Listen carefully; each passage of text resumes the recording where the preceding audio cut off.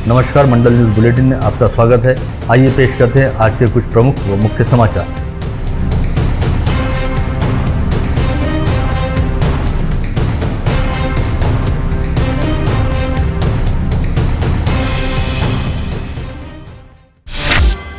गुरुवार को राज्य मंत्रिमंडल की बैठक में कुछ महत्वपूर्ण निर्णय लिए गए हैं, जिसके तहत चंद्रपुर जिले से शराबबंदी हटाने, तोकते चक्रवात की वजह से प्रभावित हुए लोगों को सहायता देने, राज्य में जारी लॉकडाउन में शिथिलता देने को लेकर महत्वपूर्ण चर्चा की गई। मंत्रिमंडल की बैठक में कहा गया कि राज्य में करीब 1 माह से जारी कड़क लॉकडाउन करने के बाद कोविड संक्रमण के प्रभाव में काफी हद तक कमी देखी जा रही है। ऐसे में इसके बावजूद राज्य में लॉकडाउन को पूरी तरह से खत्म नहीं किया जाएगा, बल्कि परिस्थिति की समीक्षा करते हुए लॉकडाउन के नियमों को शिथिल किया जाएगा। इसके बारे में सीएम उद्धव ठाकरे द्वारा अंतिम निर्णय लिया जाएगा, ऐसी जानकारी स्वास्थ्य मंत्री राजेश टोपे द्वारा दी गई है। स्वास्थ्य मंत्री टोपे के मुताबिक 21 जिलों में पॉजिटिविटी रेट अब भी काफी अधिक है और वहां पर बेड की उपलब्धता अब भी एक समस्या है। ऐसे में पूरे राज्य में एक साथ लॉकडाउन को शिथिल करने के बारे में बिल्कुल भी विचार नहीं किया जाएगा। साथ ही उन्होंने कहा कि ग्लोबल टेंडर में Pfizer, Sputnik, AstraZeneca, Johnson and Johnson कंपनियों की ओर से कोविड प्रतिबंधात्मक वैक्सीन हेतु प्रतिशत दिया गया है और कुछ कंपनियों ने अपने रेट भी दिए हैं। ऐसे में जल्द ही वैक्सीन की आयात को लेकर राष्ट्रीय स्तर पर नीति तय करने हेतु वे केंद्रीय स्वास्थ्य मंत्री डॉक्टर हर्षवर्धन के साथ चर्चा करेंगे। मंत्रिमंडल की बैठक में चंद्रपुर जिले से शराबबंदी को हटाने का महत्वपूर्ण निर्णय लिया गया है। शराबबंदी लागू किए जाने के बाद चंद्रपुर जिले में बड़े पैमाने पर अवैध तरीके से शराब की बिक्री की जाती थी और शराबबंदी हटाए जाने के संदर्भ में 2500 से अधिक निवेदन प्राप्त हुए थे, जिनमें कहा गया था कि शराबबंदी लागू होने के बाद चंद्रपुर जिले में अवैध एवं नकली शराब बेची जा रही है। ऐसे में शराबबंदी के बड़े पैमाने पर दुष्परिणाम दिखाई दे रहे हैं। इसे लेकर सरकार की ओर से एक समिति तैयार की गई थी और इस समिति ने शराबबंदी हटाने को लेकर अपनी रिपोर्ट दी थी, जिसे स्वीकार करते हुए मंत्रिमंडल की बैठक में चंद्रपुर जिले से शराबबंदी हटाए जाने को लेकर निर्णय लिया गया। इस आशय की जानकारी मंत्री विजय वडेट्टीवार द्वारा दी गई। राज्य मंत्रिमंडल की बैठक के बाद अब यह तय हो गया है कि राज्य में 1 जून के बाद भी लॉकडाउन को समयावधि दी जाएगी। राज्य के स्वास्थ्य मंत्री राजेश टोपे के मुताबिक राज्य के 21 जिलों में पॉजिटिविटी रेट अब भी 10% से अधिक है। ऐसे में फिलहाल जो निर्बंध जारी हैं उन्हें हटाया नहीं जाएगा, बल्कि 1 जून के बाद भी इन प्रतिबंधों को कायम रखा जाएगा। इसे लेकर मंत्रिमंडल में आम सहमति बनी है। वहीं राज्य के जिन जिलों में मरीजों की संख्या में कमी आ रही है, वहां पर 1 जून के बाद कुछ प्रमाण में प्रतिबंधों को शिथिल किया जाएगा, ऐसा भी राजेश टोपे द्वारा किया गया। ऐसे में यह स्पष्ट हो गया है कि रेड जोन में शामिल रहने वाले जिलों को छोड़कर अन्य जिलों को काफी हद तक राहत मिलेगी। हालांकि ऐसे जिलों में किन प्रतिबंधों को शिथिल किया जाएगा, यह स्वास्थ्य मंत्री द्वारा स्पष्ट नहीं किया गया है। संत गाडगे बाबा अमरावती विद्यापीठ का 37वां दीक्षांत समारोह आगामी 29 मई को आयोजित होने जा रहा है। कोविड संक्रमण के लगातार बढ़ते खतरे के चलते प्रतिबंधात्मक नियमों का पालन करते हुए दीक्षांत समारोह का आयोजन ऑनलाइन पद्धति से किया जा रहा है। ऑनलाइन पद्धति से आयोजित होने वाले इस समारोह का प्रारंभ 29 मई को सुबह 11 बजे होगा। राज्यपाल व कुलपति भगत सिंह कोश्यारी की अध्यक्षता में आयोजित होने जा रहे इस दीक्षांत समारोह में केंद्रीय भूतल परिवहन मंत्री नितिन गडकरी द्वारा दीक्षांत भाषण दिया जाएगा। वहीं राज्य के उच्च व तंत्र शिक्षा मंत्री उदय सामंत विशेष अतिथि के रूप में उपस्थित रहेंगे। इस आशय की जानकारी विद्यापीठ में बुलाई गई पत्रकार परिषद में विद्यापीठ के कुलगुरु डॉक्टर मुरलीधर चांदेकर द्वारा दी गई। इस पत्रवार्ता में बताया गया कि ग्रीष्मकालीन 2020 की परीक्षा में 3,79,000 परीक्षार्थियों द्वारा 685 विषयों की परीक्षा दी गई थी। वहीं शीतकालीन 2019 की परीक्षा में 3,25,643 विद्यार्थियों द्वारा 620 विषयों की परीक्षा दी गई। इन परीक्षाओं में उल्लेखनीय सफलता के साथ ही प्रावीण्यता सूची में स्थान हासिल करने वाले विद्यार्थियों को 110 स्वर्ण पदक, 22 रजत पदक तथा 22 नगद पुरस्कार, ऐसे कुल 154 पुरस्कारों का वितरण किया जाएगा, जिसमें सर्वाधिक 6 स्वर्ण पदक अमरावती विद्यापीठ अंतर्गत मराठी पदव्युत्तर विभाग की सारिका विष्णुपंत वनवे ने हासिल किए हैं। साथ ही इस छात्रा ने एक नगद पुरस्कार भी हासिल किया है। इसके अलावा अकोला के सरकारी मेडिकल कॉलेज के छात्र तेजस दिनेश राठी ने 5 स्वर्ण व 1 रजत पदक सहित एक नगद पुरस्कार हासिल किया है। इस दीक्षांत समारोह में कुल 83 परीक्षार्थियों को पदक देकर सम्मानित किया जाएगा, जिनमें 65 छात्राओं व 18 छात्रों का समावेश है। इसके अलावा इस दीक्षांत समारोह में कुल 316 संशोधकों को PhD यानी आचार्य की पदवी प्रदान की जाएगी, जिनमें विज्ञान व तंत्रज्ञान विद्या शाखा के 126, मानवीय विज्ञान विद्या शाखा के 87, वाणिज्य व व्यवस्थापन विद्या शाखा के 19 तथा अंतर विद्या शाखीय अभ्यास विद्या शाखा के 52 संशोधकों का समावेश। वहीं अन्य शाखाओं की पदवियां महाविद्यालयों के जरिए वितरित की जाएगी। इस आयोजन हेतु विद्यापीठ द्वारा एक स्वतंत्र लिंक तैयार की गई है, जिसके जरिए सभी गणमान्य अतिथियों सहित सभी संबंधित इस आयोजन में ऑनलाइन तरीके से सहभागी हो सकेंगे। विद्यापीठ के विभिन्न विभागों के अधिकारी व कर्मचारी इस आयोजन की तैयारी में जुट गए हैं और इस समय विद्यापीठ में दीक्षांत समारोह के आयोजन को लेकर हलचलें तेज हैं। अनाथों का नाथ कहे जाते तथा 123 दिव्यांग व अनाथ लड़के लड़कियों का पालकत्व स्वीकार करते हुए अब तक अपने आश्रम में रहने वाले 24 अनाथ व दिव्यांग लड़के लड़कियों का बड़ी धूमधाम के साथ विवाह करवाने वाले समाज सेवक शंकर बाबा पुंडलिकराव पपलकर को राज्यपाल व कुलपति भगत सिंह कोश्यारी की ओर से इस दीक्षांत समारोह में कुलगुरु डॉक्टर मुरलीधर चांदेकर द्वारा डी.लिट की पदवी प्रदान करते हुए गौरवान्वित किया जाएगा। राज्य में इस समय जहां एक और कोविड संक्रमितों की संख्या में काफी हद तक कमी आ रही है, वहीं अब एक नए तरह का खतरा उत्पन्न होने लगा है। जारी मई माह के दौरान राज्य में 34,486 छोटे बच्चे कोविड संक्रमण की चपेट में आए हैं और यह संख्या लगातार बढ़ती जा रही है। ऐसे में अब नौनिहालों को खतरे के साए में कहा जा सकता है। विगत 1 मई से 26 मई के दौरान 10 वर्ष से कम आयु वाले 34,486 बच्चे कोविड संक्रमण की चपेट में आए हैं। स्वास्थ्य विभाग के मुताबिक 1 मई तक कुल संक्रमितों में छोटे बच्चों की संख्या 1,38,576 थी, जो 26 मई को बढ़कर 1,73,060 पर जा पहुंची है। इसी तरह 1 मई तक राज्य में 11 से 20 वर्ष आयु गुट वाले संक्रमितों की संख्या 3,11,455 थी, जो 26 मई तक बढ़कर 3,98,266 हो गई है।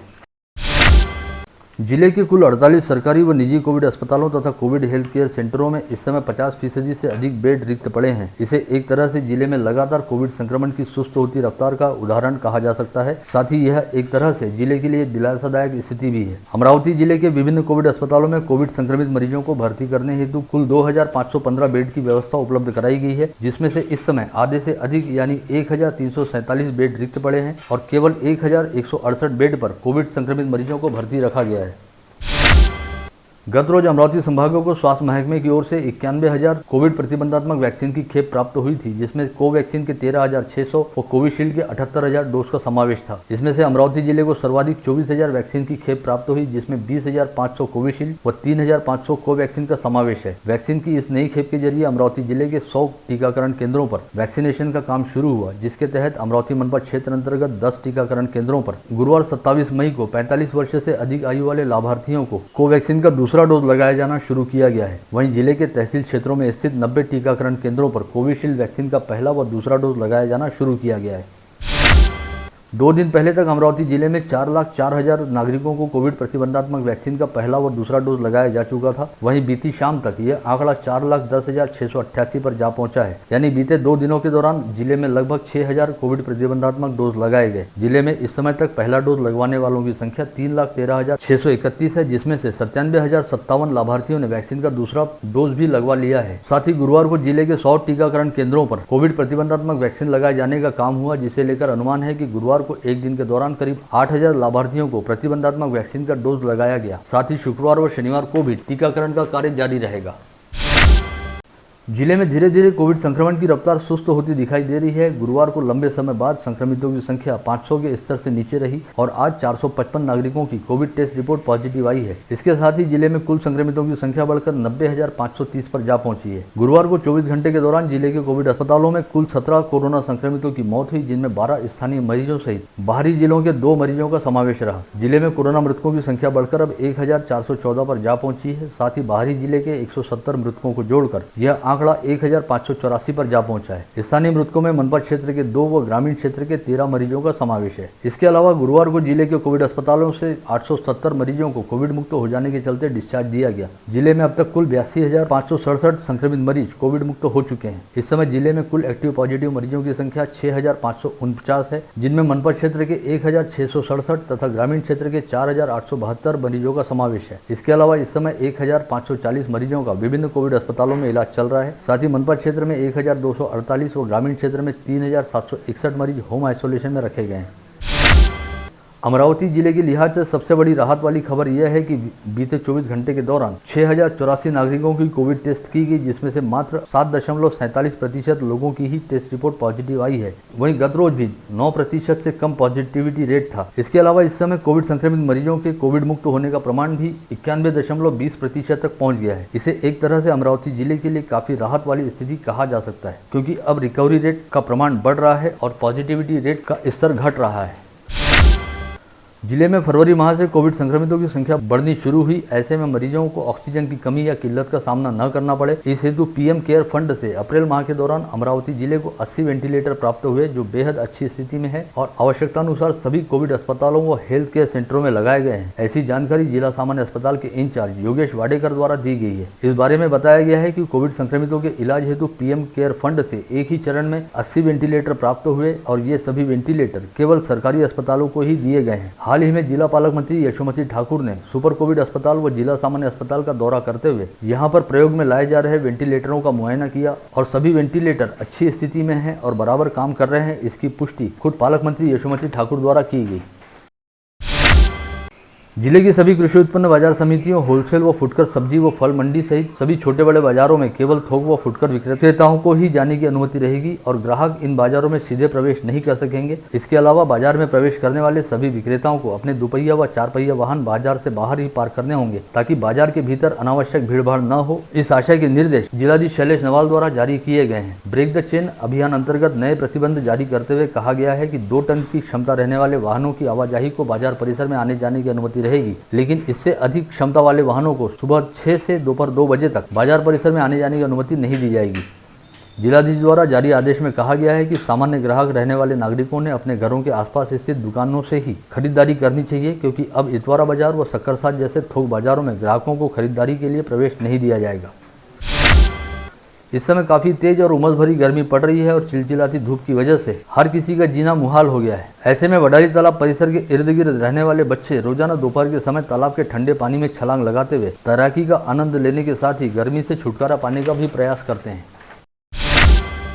कोविड संक्रमण की वजह से विगत 24 मई तक अमरावती जिले में कुल 1382 मरीजों की मौत हुई थी, जिसमें से 98.40% यानी 1060 मरीजों की आयु 50 वर्ष से अधिक थी। ऐसे में कहा जा सकता है कि कोविड संक्रमण काल के दौरान अधिक आयु वाले लोगों के स्वास्थ्य की ओर काफी ज्यादा ध्यान दिए जाने की जरूरत है। कोविड संक्रमण की वजह से मरने वालों में सर्वाधिक 62.85% यानी 947 पुरुष थे। इसके अलावा 435 महिलाओं की भी कोविड संक्रमण के चलते इलाज के दौरान मौत हुई है। इस समय कोविड संक्रमण के चलते संचारबंदी लागू रहने की वजह से शहर के विभिन्न चौक चौराहों पर पुलिस कर्मियों द्वारा भीषण गर्मी के बावजूद पूरी मुस्तैदी के साथ खड़े रहते हुए अपनी ड्यूटी निभाई जा रही है। ऐसे में सामाजिक कार्यों को लेकर हमेशा ही आगे रहने वाले सिख समाज बंधुओं ने शहर के विभिन्न चौक चौराहों पर बंदोबस्त हेतु तैनात पुलिस अधिकारियों व कर्मचारियों को चाय नाश्ते की सेवा उपलब्ध कराई। बडनेरा रेलवे वैगन कारखाने में प्रबंधकों की मगरूरी के चलते कामगारों पर अन्याय हो रहा है। इस बारे में कई शिकायतें मनसे के शहर अध्यक्ष गौरव बांते को प्राप्त हुई थी, जिसके बाद मनसे के पदाधिकारियों ने बडनेरा रेलवे वैगन कारखाने पहुंचकर वहां के अधिकारियों को जमकर फटकार लगाई और कामगारों की समस्या का जल्द से जल्द निवारण करने की बात कही, अन्यथा तीव्र आंदोलन करने की चेतावनी दी। रिश्वतखोरी रोकने में पिछले 3 वर्ष से राज्य में अमरावती संभाग लगातार पिछड़ता जा रहा है। आज राज्य के 8 विभागों में रिश्वतखोरी रोकने को लेकर अमरावती संभाग 5वें स्थान पर है। वहीं विगत 3 वर्ष से सबसे आगे रहने वाला पुणे संभाग इस बार दूसरे नंबर पर है और औरंगाबाद विभाग ने रिश्वतखोरी के मामले में बाजी मार ली है। साथ ही नासिक विभाग तीसरे स्थान पर है। कोविड महामारी के दौर में घोषित किए गए लॉकडाउन के बावजूद लोग बाग बिना वजह घरों से बाहर निकलकर घूम रहे हैं। ऐसे लोगों के खिलाफ मनपा प्रशासन द्वारा कार्रवाई करने के साथ ही उनकी on the spot rapid antigen test कराई जा रही है। गुरुवार को नागपुरी गेट एवं भातकुली नाका परिसर में मोबाइल वैन के जरिए सड़कों पर बेवजह घूमने वाले 258 लोगों को पकड़कर उनकी रैपिड एंटीजन टेस्ट की गई। मौसम विभाग ने इस वर्ष राज्य में औसत से अधिक बारिश होने का अनुमान व्यक्त किया है। ऐसे में बारिश के समय आपदा व्यवस्थापन की दृष्टि से मनपा की सभी तैयारियां पूर्ण रहना जरूरी है और मनपा के सभी विभागों ने आपसी समन्वय से काम करना चाहिए। इस आशय का आह्वान महापौर चेतन गावंडे द्वारा किया गया। अमरावती महानगर पालिका ने नैसर्गिक आपदा उपाय प्रारूप तैयार किया है और आपातकालीन कक्ष प्रमुख के तौर पर अग्निशमन विभाग के अधीक्षक अजय पंद्रे की नियुक्ति की है। साथ ही प्रभाग अंतर्गत आपदा कक्ष के प्रमुख सहायक आयुक्त रहेंगे। इन सभी तैयारियों की समीक्षा करने के लिए महापौर चेतन गावंडे ने मानसून पूर्व समीक्षा बैठक मनपा के कॉन्फ्रेंस हॉल में बुलाई थी।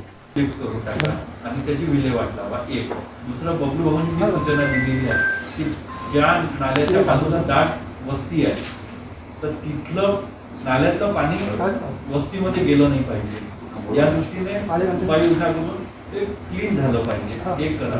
दुसरं, प्रत्येक प्रभागामध्ये जेवढे नाल्या आपण कॉन्ट्रॅक्टरकडनं साफ करून देतो, बरेच ठिकाणी अजूनही झाले नाही, तुम्ही प्रत्येक प्रभागामध्ये जाऊन एसआयच्या माध्यमातून एक वेळा ते चेक करा। कोविड का संक्रमण रोकने के लिए तथा किसी भी बाधित द्वारा अन्य किसी को भी संक्रमण न हो, इस हेतु संचारबंदी में बेवजह घूमने वाले लोगों की जहां एक और रैपिड एंटीजन टेस्ट करने का काम मनपा द्वारा किया गया है, वहीं दूसरी ओर मनपा आयुक्त ने अब मनपा में प्रवेश के लिए भी कोविड टेस्ट करवाना अनिवार्य किया है। मनपा के सभागृह नेता तुषार भारती के मित्र मंडल एवं गुरुकुल संस्था द्वारा जरूरतमंदों को किराना किट वितरण किया गया और 1000 जरूरतमंदों को किराना किट उपलब्ध करवाई गई। इस किराना किट में 5 किलो आटा, 1 किलो चावल, 1 किलो तुअर दाल, 1 किलो शक्कर व 1 लीटर तेल के पैकेट का समावेश है। महापौर चेतन गवंडे के हाथों छात्रों परिसर से किराना किट वितरण करने की शुरुआत की गई है। भाजपा नेता व केंद्रीय मंत्री नितिन गडकरी व शहर के पूर्व विधायक डॉक्टर सुनील देशमुख के जन्मदिवस अवसर पर बडनेरा भाजपा की ओर से जरूरतमंदों को थर्मामीटर, स्टीमर व सैनिटाइजर का वितरण किया गया। साई नगर के साई मंदिर के अलावा बडनेरा जूनी बस्ती के बारीपुरा चौक और नई बस्ती के जैसम चौक में सैकड़ों जरूरतमंदों को यह मदद वितरित की गई। इस समय क्षेत्र के भाजपा पदाधिकारी व कार्यकर्ता बड़ी संख्या में उपस्थित थे। वहीं केंद्रीय भूतल परिवहन मंत्री तथा भाजपा के वरिष्ठ नेता नितिन गडकरी के जन्मदिवस अवसर पर स्थानीय राजापेट परिसर स्थित शहर व जिला भाजपा कार्यालय में 5 ऑक्सीजन कॉन्सेंट्रेटर मशीन उपलब्ध कराएगी। यह मशीनें ऑक्सीजन की जरूरत रहने वाले कोविड व पोस्ट कोविड मरीजों सहित अन्य मरीजों को उपलब्ध कराई जाएंगी। ऐसी जानकारी भाजपा शहराध्यक्ष किरण पातुरकर द्वारा दी गई है। हर साल मानसून से पहले महावितरण कंपनी द्वारा देखभाल एवं दुरुस्ती के काम किए जाते हैं, जिसमें पेड़ों की टहनियां काटकर विद्युत की तारों को व्यवस्थित करने का कार्य किया जाता है। इस साल भी मानसून के पूर्व महावितरण कंपनी द्वारा ऐसे कामों को गति दी गई है, जिसमें पेड़ों की टहनियां काटते समय व बिजली की तार जोड़ते समय विद्युत आपूर्ति बंद कर दी जाती है। ऐसे में महावितरण कंपनी द्वारा नागरिकों से सहयोग करने की अपील की गई है। भारतीय जनता युवा मोर्चा द्वारा विद्यापीठ के कुलगुरु से मांग की गई है कि इस वैश्विक महामारी के दौरान सभी लोग बाग परेशान हैं। ऐसे में विद्यापीठ द्वारा शैक्षणिक वर्ष 2020-2021 का संपूर्ण परीक्षा शुल्क माफ किया जाए। इसके अलावा विद्यापीठ में ग्रंथालय, प्रयोगशाला व व्यायामशाला आदि सुविधाओं का इस्तेमाल भी बंद है। इसके बावजूद विद्यापीठ द्वारा सभी तरह के शुल्क वसूले जा रहे हैं। ऐसे में सभी तरह के शुल्कों को माफ किया जाना चाहिए। बोरगांव धर्मालय स्थित विजय संस्थ के संचालक VL नानवानी ने जिलाधीश शैलेश नवाल को ज्ञापन सौंपते हुए कहा कि आने वाले समय में बारिश का मौसम शुरू होने वाला है। ऐसे में रेनकोट की होलसेल एवं फुटकर दुकानों को खोलने की अनुमति दी जाए। उड़ीसा व पश्चिम बंगाल में कहर ढाने वाले यास नामक चक्रवात से अब महाराष्ट्र भी प्रभावित होने की संभावना दिखाई दे रही है। इस तूफानी चक्रवात का असर विशेष रूप से पूर्वी विदर्भ में देखा जाएगा, ऐसा अनुमान मौसम विभाग द्वारा व्यक्त किया गया है। इस तूफान के परिणाम स्वरूप आगामी 2 से 3 दिनों तक अमरावती समेत राज्य के 8 जिलों में मूसलाधार बारिश होने की संभावना व्यक्त की गई है। इस समय संभाग में कोरोना के साथ ही म्यूकरमाइकोसिस का प्रादुर्भाव भी तेजी से बढ़ता दिखाई दे रहा है। अब तक संभाग में म्यूकरमाइकोसिस के 234 मरीज पाए गए हैं, जिनमें से 104 मरीजों पर वर्तमान स्थिति में इलाज शुरू है। वहीं 117 मरीज म्यूकरमाइकोसिस की बीमारी पर मात करते हुए ठीक हो गए हैं, जबकि 13 मरीजों की मौत हुई है। संभाग में अब तक सर्वाधिक 108 मरीज अमरावती जिले में पाए गए हैं। कोविड के बढ़ते संक्रमण और लगातार घोषित होने वाले लॉकडाउन के कारण संत गाड़गे बाबा अमरावती विद्यापीठ की ओर से ली जाने वाली परीक्षाएं बार बार प्रभावित हो रही हैं, किंतु अब विद्यापीठ के प्रलंबित परीक्षाओं को जून माह का मुहूर्त मिला है और विद्यापीठ अंतर्गत कला, वाणिज्य व विज्ञान की परीक्षाओं को ऑनलाइन तरीके से लेने का नियोजन विद्यापीठ द्वारा किया गया है। साथ ही 8 जून से इन परीक्षाओं की शुरुआत हो सकती है, ऐसी जानकारी विद्यापीठ प्रशासन द्वारा दी गई है। 13 दिन पहले पिता और मां बेटी की केवल 6 घंटे के अंतराल में मौत होने का मामला धामनगांव रेलवे तहसील में सामने आया, जिसके तहत धामनगांव रेलवे शहर के निवासी तथा प्रगतिशील किसान रहने वाले देशमुख परिवार के 3 सदस्यों की कोविड संक्रमण ने बलि ले ली है। पता चला है कि 13 दिन पहले इस परिवार में पिता की मौत हुई थी। वहीं बुधवार को इस परिवार में मां बेटी की एक ही दिन के दौरान यवतमाल जिले में इलाज के दौरान मौत हो गई। इसके अलावा पिछले सप्ताह सोनेगांव खरड़ा निवासी 2 चचेरे भाइयों में से एक की नागपुर तथा दूसरे की अमरावती में एक ही दिन कोविड संक्रमण के चलते मौत हुई। गांव की ही नाबालिग लड़की के साथ प्रेम संबंध रहने के चलते नाबालिग को लेकर गांव से भागने वाले धारणी के दुबई मोहल्ला परिसर निवासी राजेश मुन्ना जावरकर लगभग 1.5 माह पहले पुलिस के हाथ लगा था। धारणी पुलिस ने राजेश जावरकर और उसकी नाबालिग प्रेमिका को पकड़कर थाने लाया था तथा राजेश जावरकर पर नाबालिग का अपहरण, बलात्कार व पोस्को के तहत अपराध दर्ज करते हुए उसे जेल भेज दिया। विगत 1 माह से अमरावती जिले में विचाराधीन कैदी के रूप में रह रहे राजेश जावरकर ने अपनी प्रेमिका से बिछड़ने पर निराश होने के चलते गत रोज दोपहर के समय जेल में ही फांसी लगाकर आत्महत्या करने का प्रयास किया। समय रहते इस घटना की ओर ध्यान चले जाने पर जेल कर्मचारियों ने राजेश जावरकर की जान बचाई। पश्चात जेल प्रशासन ने इसकी जानकारी फ्रेजरपुरा पुलिस को दी और राजेश जावरकर के खिलाफ आत्महत्या का प्रयास करने का मामला दर्ज किया गया। अमरावती बडनेरा मार्ग पर नेमानी गोदाम के पास उड़ान पुल की सुरक्षा दीवार पर उड़ान पुल पर हुए हादसे में घायल हुए विजयपत नगर निवासी साहेबराव नामक व्यक्ति की मौत हो गई। यह घटना 25 मई की रात 8:30 बजे के दौरान घटित हुई थी। विजयपत नगर निवासी महेंद्र किशनराव सेंडे और उनके मित्र साहेबराव खाना खाने के बाद घूमने के लिए बडनेरा की ओर जा रहे थे और नेमानी गोदाम के पास पुलिया से जाते समय पीछे से आ रहे होंडा युगा के चालक ने अपना वाहन लापरवाही से चलाते हुए महेंद्र शेंडे के मित्र साहेबराव को टक्कर मार दी। पश्चात साहेबराव का सिर सुरक्षा दीवार से जा टकराया और वह गंभीर रूप से घायल हो गए, जिसमें उनकी मौत हो गई। कोविड संक्रमण की बीमारी पर कारगर साबित होने वाले रेमडेसिविर इंजेक्शन की कालाबाजारी के मामले में मुख्य आरोपी रहने वाले तिवसा प्राथमिक केंद्र के वैद्यकीय अधिकारी डॉक्टर पवन मालूसरे व सुपर कोविड अस्पताल की परिचारिका पूनम सोनवने की जमानत अर्जी पर स्थानीय न्यायालय में गुरुवार को सुनवाई नहीं हो पाई। पता चला कि इन दोनों के वकीलों ने न्यायालय में उपस्थित होकर तारीख मांगी, जिससे उनकी जमानत अर्जी पर आज फैसला नहीं हो पाया। इस मामले में 2 दिन पहले पुलिस हिरासत में लिए गए डॉक्टर अक्षय राठौड़, शुभम सोनटक्के व शुभम किल्लेकर तथा विनीत फुटाने की पीसीआर की अवधि खत्म हो जाने से उन्हें न्यायालय में पेश किया गया। नियम के अनुसार किसी भी आरोपी का 15 दिन से अधिक पीसीआर नहीं लिया जा सकता और इन चारों को हिरासत में लिए हुए 15 दिन पूर्ण हो जाने के चलते उनके पीसीआर की अवधि आज बढ़ाई नहीं गई, बल्कि उन्हें न्यायिक हिरासत के तहत जेल भेज दिया गया। वहीं एक अन्य आरोपी अनिल पिंजरकर फिलहाल कोरोना पॉजिटिव रहने से उसे अभी हिरासत में नहीं लिया गया है। इस मामले की जाँच आर्थिक अपराध शाखा के पीआई शिवाजी बचाटे कर रहे हैं। आप देख रहे थे मंडल न्यूज बुलेटिन। हमारे चैनल को लाइक करें, शेयर करें और हाँ, सब्सक्राइब करना ना भूलें। कल होगी आपसे फिर मुलाकात, तब तक के लिए धन्यवाद।